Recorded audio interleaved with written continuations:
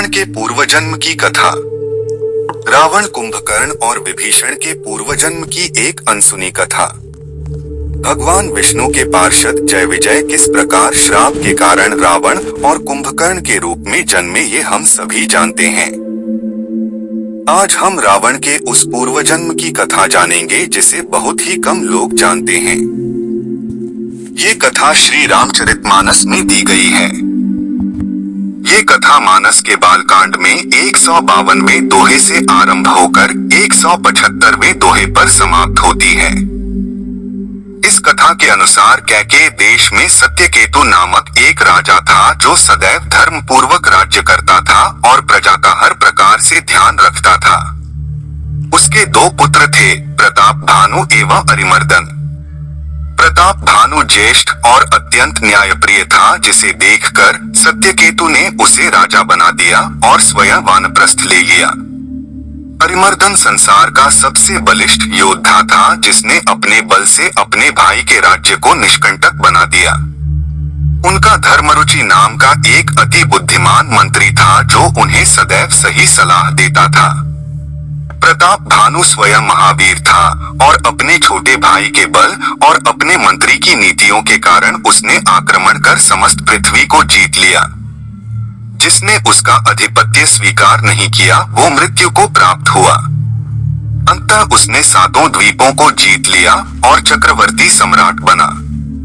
संपूर्ण पृथ्वी उसके अधीन थी और वो न्याय पूर्वक इंद्र की भांति इस धरा पर शासन करने लगा। कहा जाता है कि शास्त्रों में जितने प्रकार के यज्ञ बताए गए हैं उन सभी को उसने 1000 से 1000 बार किया। उसके रक्षण में संपूर्ण प्रजा प्रसन्न और सुरक्षित थी। एक बार वो आखेट के लिए वन गया, जहां उसने एक अद्भुत शूकर को देखा जो वास्तव में कालकेतु नामक राक्षस था। राजा उसके शिकार के लिए उसके पीछे भागा, किंतु शूकर रूपी वो राक्षस चपलतापूर्वक वहां से भागा। प्रताप भानु ने कई बाण चलाए, किंतु वो शूकर सबको छकाता हुआ भागता रहा और अंत में एक गुफा में जा छिपा। राजा को शिकार तो नहीं मिला, पर वो उस घने वन में भटक गया। बहुत समय तक वो भूख प्यास से त्रस्त उस वन में भटकता रहा। अचानक उस बियाबान वन में उसे एक आश्रम दिखा। जब वो वहां पहुंचा तो उसे एक बड़े तेजस्वी महात्मा दिखे। वास्तव में वो एक राजा था जिसका राज्य प्रताप भानु ने छीन लिया था और उसे युद्ध क्षेत्र से भागना पड़ा था। अब वो इस जंगल में एक तपस्वी की भांति रहता था। उसके वेश के कारण प्रताप भानु तो उसे नहीं पहचान सका, किंतु उस राजा ने प्रताप भानु को पहचान लिया। उसने प्रताप भानु से अपने अपमान का प्रतिशोध लेने का ये उचित अवसर समझा। उसने राजा को निकट के सरोवर में स्नान करने भेजा। जब राजा स्नान कर अपनी थकान मिटा चुका, तब उस तपस्वी ने उसे भोजन और जल दिया। भोजन समाप्त होने के बाद उस तपस्वी से राजा ने वापस जाने की आज्ञा मांगी, तो उसने कहा कि रात हो गई है और नगर यहाँ से 70 योजन दूर है। अतः आज तुम यही विश्राम करो। राजा ने उसकी बात मान ली। तब तपस्वी ने राजा से उसका परिचय पूछा। राजा ने एक अनजाने व्यक्ति को अपना वास्तविक परिचय देना उचित नहीं समझा और उसने कहा कि हे महात्मा, प्रताप भानु नामक एक राजा है, मैं उसी का मंत्री धर्मरुचि हूँ। वो तपस्वी तो जानता था कि राजा झूठ बोल रहा है, इसीलिए उसने कहा, पता नहीं तुम मंत्री कैसे बन गए, जबकि तुम्हारी मस्तक की रेखा देखकर मैं बता सकता हूँ कि तुम्हें एक चक्रवर्ती सम्राट होना चाहिए। इस सत्य को सुनने के बाद प्रताप भानु उस तपस्वी को त्रिकालदर्शी समझने लगा। उस तपस्वी ने भी जानबूझकर उसके बारे में सभी कुछ बता दिया जो उसे ज्ञात था। परिणाम स्वरूप थोड़ी ही देर की बातचीत के प्रताप भानु उस तपस्वी का भक्त हो गया। राजा ने उस तपस्वी से उसका परिचय पूछा तो उसने कहा कि हम तो साधु हैं और सदा से इसी वन में रहते हैं। आज तक तुम्हारे सिवाय किसी को दर्शन नहीं दिए, किंतु तुम्हें देखकर हमारा मन प्रसन्न हो गया। हमारा नाम एकत्नु है। तब राजा ने उससे उसके नाम का अर्थ पूछा तो उसने कपटपूर्वक कहा, जब सृष्टि का आरंभ हुआ तो स्वयं ब्रह्मा जी ने मुझे जन्म दिया। तब से आज तक मैंने दूसरा देह नहीं धरा, इसी कारण मेरा ये नाम है।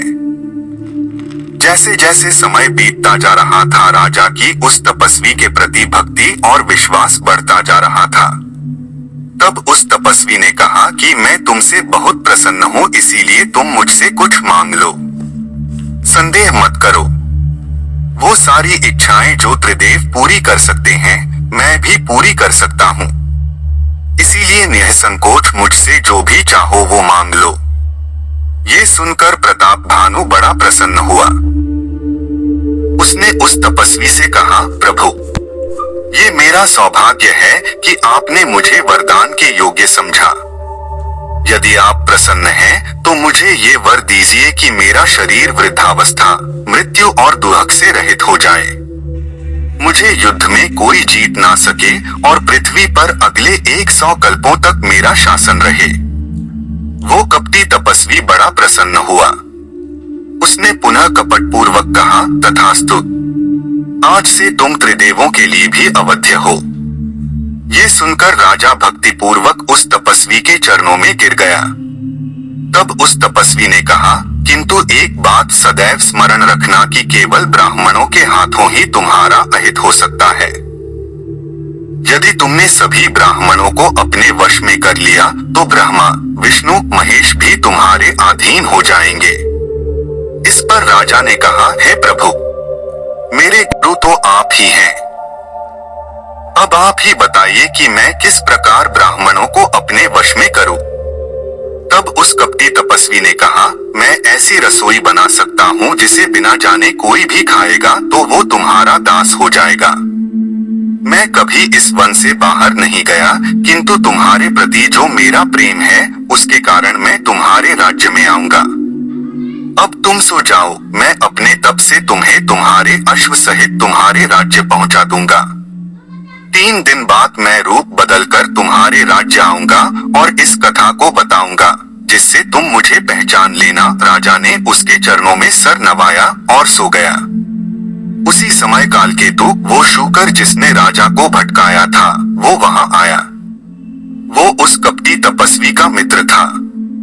उस तपस्वी ने उसे सारी बात बताई तो वो भी बड़ा प्रसन्न हो गया। उसने कहा, आज इस दुष्ट ने मेरे प्राण लेने का प्रयास किया। अब मैं तुम्हारी योजना से ही इसका नाश करूंगा। ये कहकर उसने अपनी माया से प्रताप भानु को उसके अश्व सहित उसके राज्य पहुंचा दिया।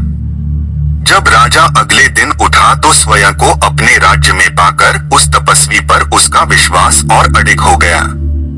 3 दिन प्रताप भानु के लिए 3 युग के समान बीते। तीसरे दिन कालकेतु राक्षस ने राजा के पुरोहित का हरण कर लिया और उसका वेश धरकर उसके पास पहुंचा।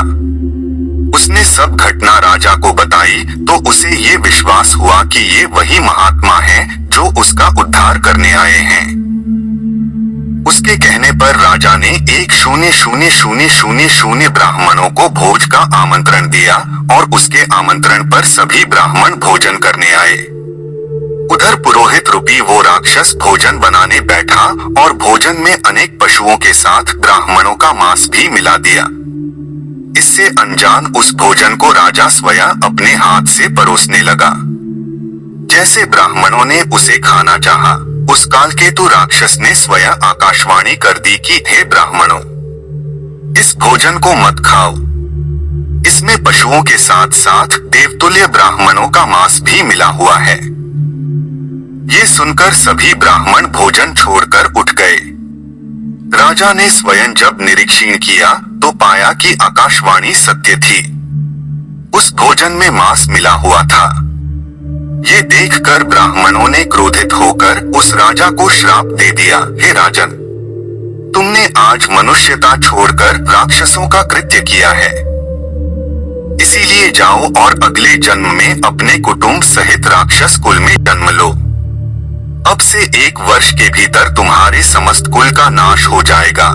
राजा ने ऐसा श्राप सुना तो भय से मूर्छित हो गया। उधर वो राक्षस ने जाकर ये समाचार उस तपस्वी को दिया।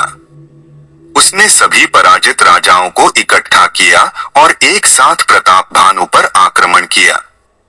राजा का बल कुछ काम नहीं आया और वो अपने कुटुंब सहित मृत्यु को प्राप्त हुआ।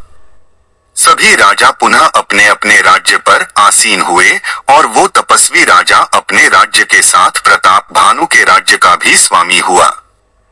ऋषियों के श्राप के कारण ही प्रताप भानु अगले जन्म में राक्षस राज रावण के रूप में जन्मा।